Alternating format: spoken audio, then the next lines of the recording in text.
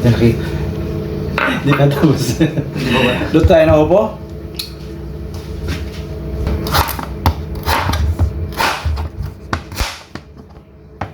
Ano na kaya?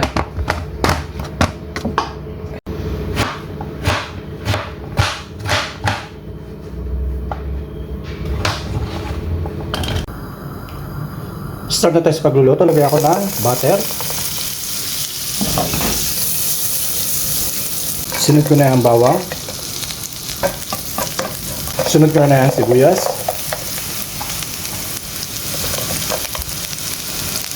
Aking luya. Lagay ko na yung tomato.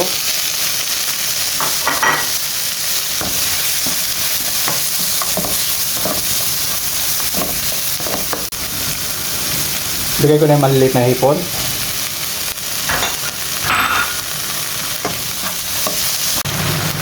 Paglagay na ako ng patis. Sunod ko na yung aking black pepper powder. At ang pampalasa.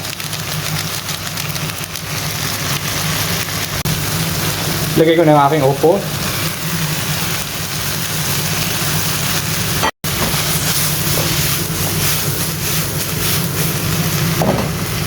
Naglalagay ako ng chopped chili green.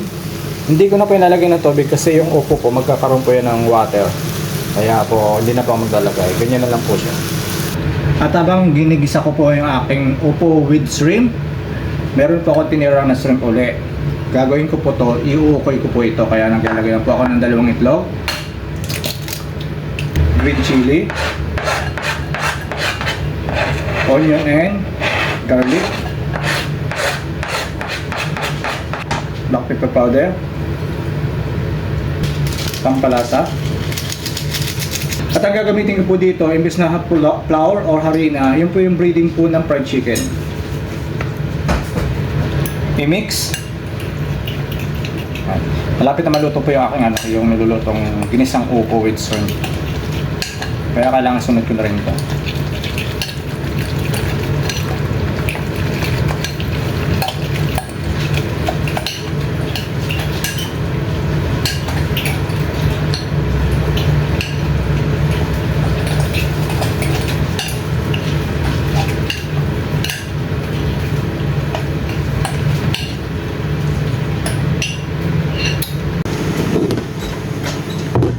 Siyempre titigman ko muna yung aking nilutong ginisang upo with shrimp kung tama na talaga sa panglasa ko at saka yung, yung katakam-takam na talaga makainin. At presentable, siyempre. Hindi mawawala yan. Ulit! Ito na. Ayos na.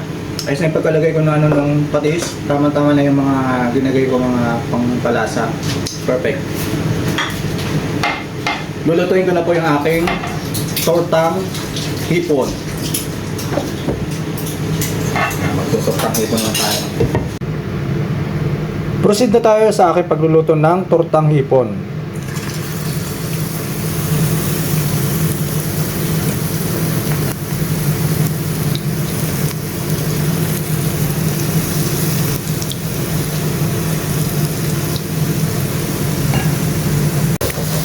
Pamamaraan para maluto po yung kunti ang ibabaw para pag binaliktad hindi po mangalat po yung nandun sa ating mga nasa ibabaw na log. Kasi mananabog yan. Tulad nito, pabaliktarin ko na po siya.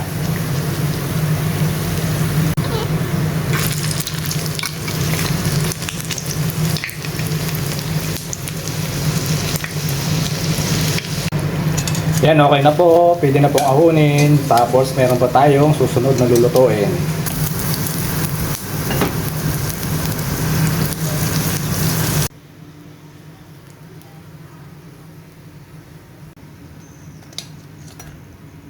Ito yung lunch box.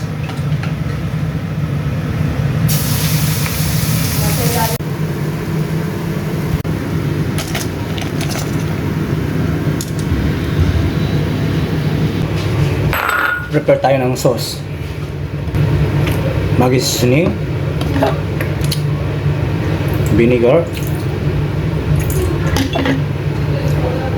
and honey.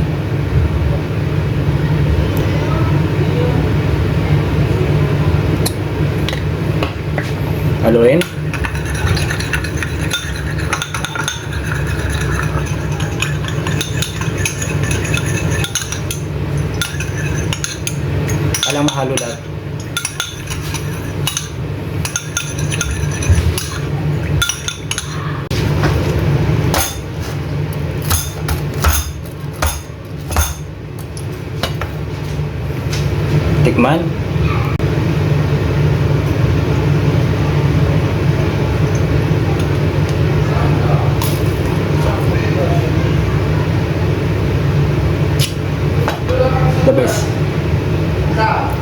akong ginamit na mga onion and garlic.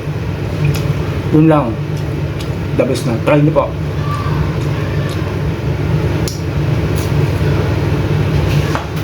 Thank you very much for watching.